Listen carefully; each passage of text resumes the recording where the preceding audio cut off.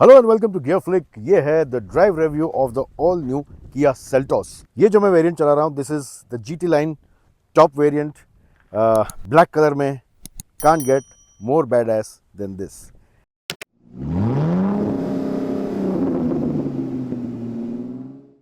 अब इसके लुक्स आपको कैसे लग रहे हैं ये आप कमेंट करके बताइए, क्योंकि बहुत चर्चा हो रही है इसके लुक्स के ऊपर आजकल ऑन सोशल मीडिया। मेरे हिसाब से this looks bad S, it looks good. ये थोड़ी सी रेडिकल डिज़ाइन ज़रूर है, स्पेशली फ्रंट की बात करें तो, लेकिन फ्यूचरिस्टिक है, लुक्स गुड। एक वो टाइगर नोज वाला जो एक फील है वो इसमें आपको ज़रूर मिलेगा। अब एक्चुअली डिज़ाइन आपको पसंद आया या नहीं ये तो इंडिविजुअल के ऊपर है, आपके ऊपर है, आपकी लाइकिंग के ऊपर है, बट मुझे ये काफ़ी पसंद आई है, उसमें कोई डाउट नहीं है।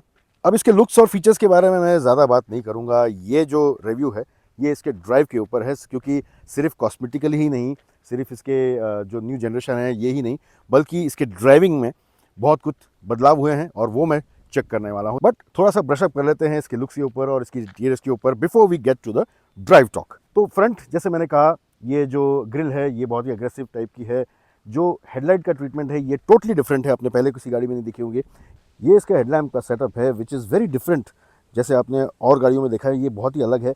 यहाँ पे आपको लो बीम और हाई बीम मिल जाएगा, इस तरह से स्प्लिट ये DRLs हैं। और यहाँ पे जो DRLs हैं वो डेवलप होते हैं एज टर्न इंडिकेटर्स। ये एक छोटा साइज़ है, ये एक बड़ा साइज़ है, which is outside the headlamp area.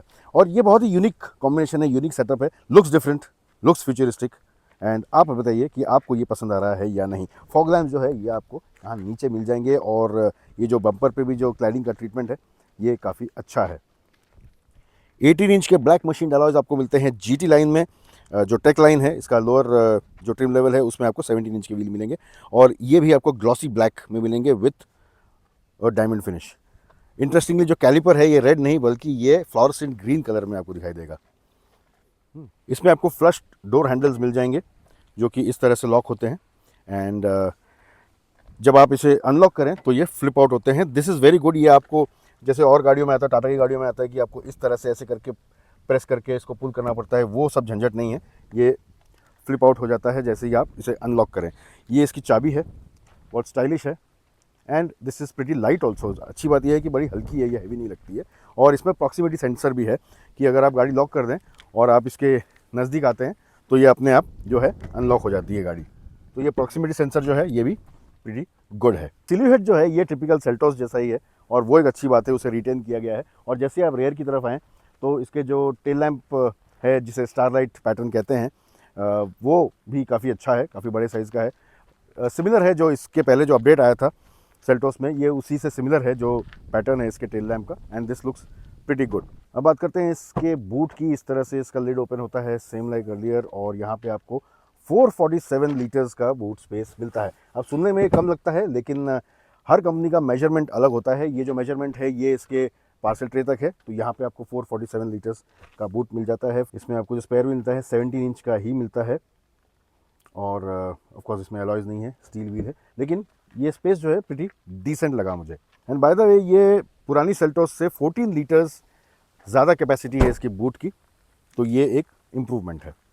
इसका व्हील बेस जो है ये 2690 mm का है, जो 80 mm से बढ़ गया है as compare to the earlier Seltos, और 10 mm से इसका ग्राउंड क्लियरेंस बढ़ गया है, नाउ इट इज़ 200 mm। एक बहुत ही इंप्रेसिव चीज़ है इसके इंटीरियर्स।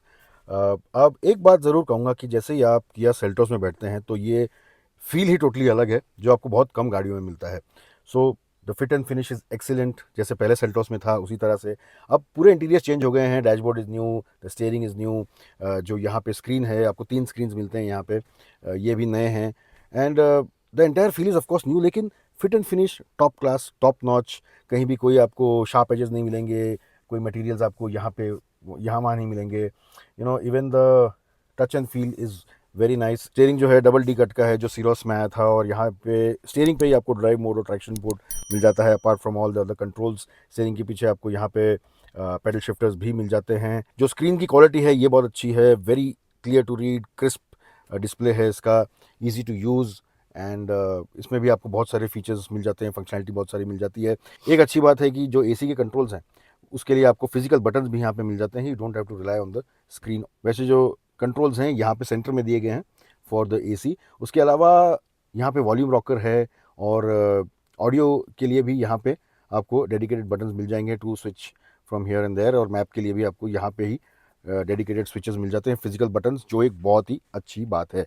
उसके अलावा यहाँ पे आपको 3 USB पोर्ट्स मिलते हैं चार्जिंग के लिए, तो ये भी काफ़ी यूनिक है, और ये तीनों CUSB के हैं। So this is also quite unique. यहाँ पे आपको वायरलेस चार्जिंग मिल जाता है, एंड इसमें आपको कूलिंग फंक्शन भी मिलता है फॉर योर वायरलेस चार्जिंग, तो फ़ोन आपका गर्म नहीं होगा। जो गियर सेलेक्टर नॉब है, very stylish, very nice to hold. यहाँ पे स्टार्ट बटन दिया गया है जो इजीली एक्सेस होता है, और ऑटो होल्ड है, इलेक्ट्रॉनिक पार्किंग ब्रेक है इसमें, कप होल्डर्स हैं यहाँ पे, ये एक डस्टबिन भी आप रख सकते हैं यहाँ पे। This is the arm rest, यहाँ पे स्टोरेज मिल जाता है, प्लस यहाँ पे आपको 12 वोल्ट्स का चार्जिंग सॉकेट भी इसी के अंदर मिल जाएगा, तो ये एक अच्छी बात है यहाँ पे। जो मुझे चीज़ अच्छी लगी है कि सीट्स काफ़ी अच्छे हैं, कुशनिंग अच्छी है, बोल्स्टरिंग अच्छी है, they hold on to you nicely, और जो हेडरेस्ट है यहाँ देख सकते हैं, यहाँ पे नेटेड डिज़ाइन आपको मिलेगा, and this looks quite sporty also. Seats are pretty good, और ड्राइवर साइड पे आपको 10 वे एडजस्टमेंट मिलेगा इन द हायर वेरिएंट्स, और लोअर वेरिएंट्स में आपको 8 वे का एडजस्टमेंट मिल जाएगा। अब एक और बात है कि इसमें आपको जो इसका इंफोटेनमेंट सिस्टम है, इसमें आपको Android auto, Apple CarPlay, wireless base variant से ही मिलता है।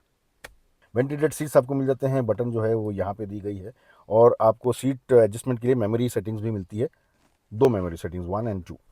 पैनोरामिक सनरूफ इसमें पहले भी इंट्रोड्यूस हो गया था, वो कैरी फॉरवर्ड हुआ है, और ये एक सबसे ज़्यादा डिमांडेड फीचर है, तो ये आपको इसमें मिलेगा।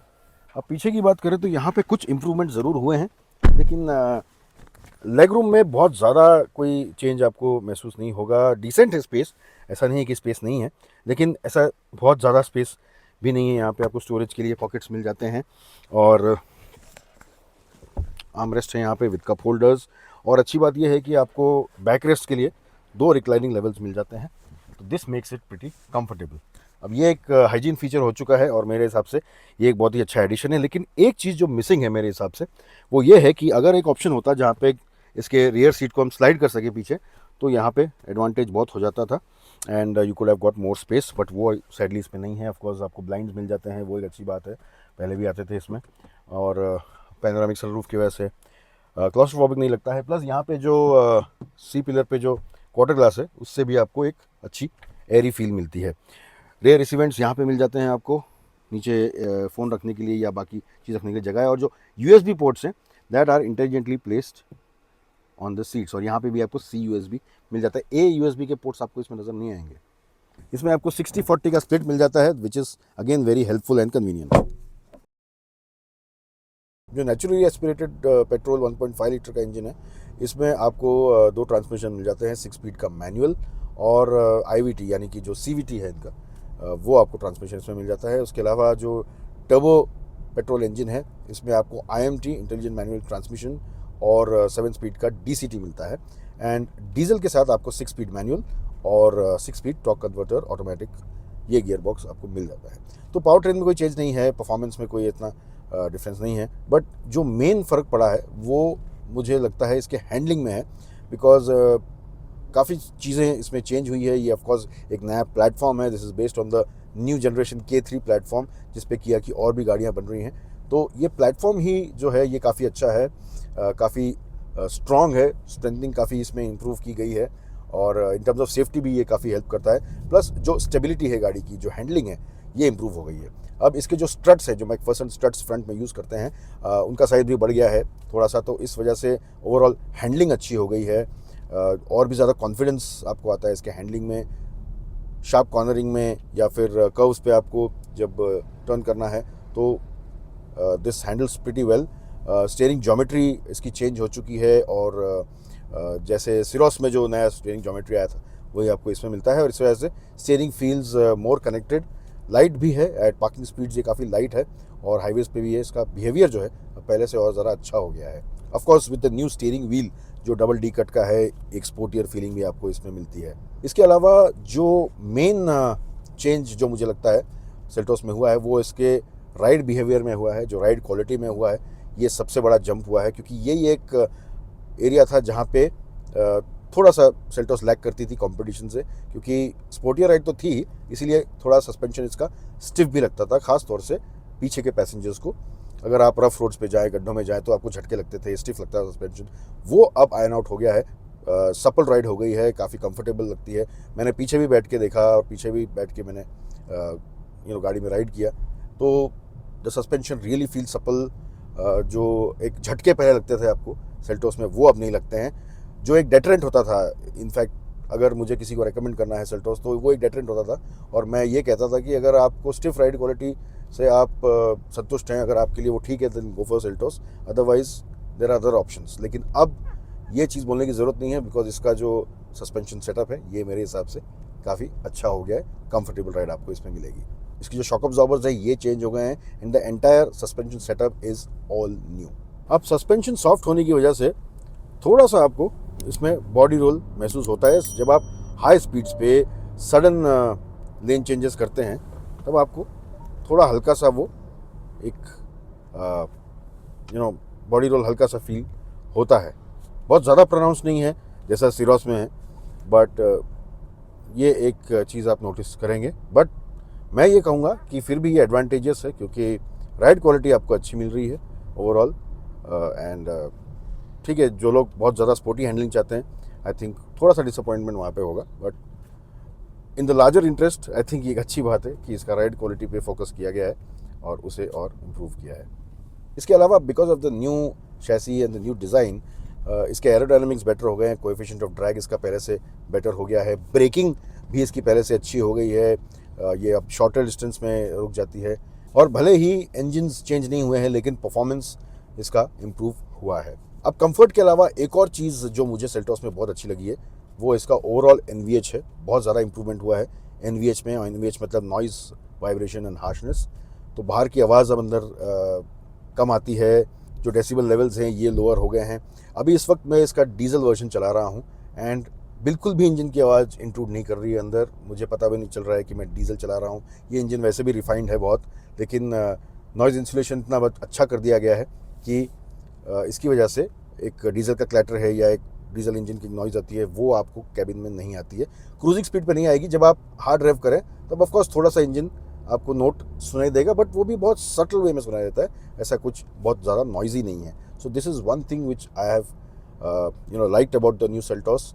और विंड नॉइज़ भी काफ़ी रिड्यूस हो चुकी है। अगर आप इसके ORVM को देखें तो यहाँ पे जो गैप्स थे वो रिड्यूस कर दिए गए हैं, तो विंड नॉइज़ इस वजह से काफ़ी कम हुई है। एंड ओवरऑल टायर नॉइज़ भी कम हुई है, जो रोड नॉइज़ जिसे कहते हैं। तो overall it's a quite place to be in. और एक गाड़ी को प्रीमियम क्वेश्चन देने के लिए आई थिंक जो कैबिन का एक साइलेंस होता है वो बहुत मायने रखता है। सेफ्टी की बात करें तो राइट अप देयर इसमें ADAS लेवल 2 आता है। इसमें कुछ और फीचर्स अब पहले से ज़्यादा ऐड हो गए हैं। Direct head on collision avoidance इसमें इंट्रोड्यूस हो गया है, plus parking speed collision avoidance इसमें इंट्रोड्यूस हो गया है। इसके अलावा इसमें 6 एयरबैग्स स्टैंडर्ड हैं, और ऑफकोर्स जैसे मैंने पहले बताया कि ये न्यू प्लेटफॉर्म की वजह से जो रिजिडिटी है गाड़ी की ये बढ़ गई है, ओवरऑल सेफ्टी और बढ़ गई है। सेफ्टी रेटिंग ऑफकोर्स इसकी आई नहीं है, लेकिन किया बहुत कॉन्फिडेंट है कि this might get a 5 star rating. तो क्या आपको न्यू सेल्टोस खरीदनी चाहिए? मैं पूछूंगा व्हाई नॉट। सेल्टोस एक एस्टैब्लिश ब्रांड है। जो पहले के वर्जन्स थे वो भी काफ़ी अच्छे थे। They gave you many options, और वो ऑप्शंस जो हैं वो इस नए सेल्टोस में भी कैरी फॉरवर्ड हुए हैं। चाहे वो पावर ट्रेन के ऑप्शंस हो, चाहे वो ट्रिम लेवल के ऑप्शंस हो, आपको बहुत सारे ऑप्शंस मिल जाते हैं, तो वो एक अच्छी बात है। लेकिन सबसे अच्छी बात मुझे जो लगी, of course apart from the new looks and new interiors, features कुछ ऐड हुए हैं, सेफ्टी में ये और बेटर हो गई है पहले से। इन सब के अलावा जो सबसे अच्छी बात मुझे लगी है, जिसके लिए मैं भी रेकमेंड करूंगा कि आपको सेल्टोस खरीदनी चाहिए, वो है इसका एंटायर फील, इसका एंटायर कंफर्ट जो पहले से बहुत बढ़ गया है। जो एक मेरे हिसाब से ड्रॉबैक था सेल्टोस का हमेशा, कि इसका जो राइड था, इसकी जो राइड क्वालिटी थी, ये थोड़ी स्टिफर साइड पे थी। तो specially as a family car, अब लोग पीछे बैठे हुए हैं, आपके पेरेंट्स पीछे बैठे हैं या कोई और पीछे बैठा है, तो ये थोड़ी सी अनकंफर्टेबल होती थी, specially on bad roads. Suspension stiff होता था, लेकिन अब ये सारी चीज़ें इवन आउट हो चुकी है। The ride quality is very very impressive. Suspension का जो बिहेवियर है ये बहुत अच्छा हो गया है, और इस वजह से मैं बोलूँगा कि I am very impressed with the new Seltos. और एक्चुअली इस गाड़ी में फ्लॉ निकालना बहुत मुश्किल है, लेकिन कुछ चीज़ें जैसे मैंने बताई इसमें हो सकती थी। फॉर एग्जांपल, अगर आप रियर सीट जो है इसमें अगर स्लाइडिंग फंक्शन होता तो this would have been much better, आपको फ्लेक्सिबिलिटी इसमें और मिल जाती। एंड आप ये भी पूछेंगे कि इसमें हाइब्रिड क्यों नहीं आई है, तो हाइब्रिड इसलिए नहीं आई है, ऑफकोर्स प्लान है किया का हाइब्रिड्स लाने का, लेकिन इस वक्त हाइब्रिड जो है ये लोकलाइज नहीं है। तो अगर हाइब्रिड्स इंट्रोड्यूस किया नहीं किया तो उसकी प्राइसिंग बहुत ज़्यादा होगी। So until they work out the pricing and until they localise it, hybrid को आने में थोड़ा और समय लगेगा।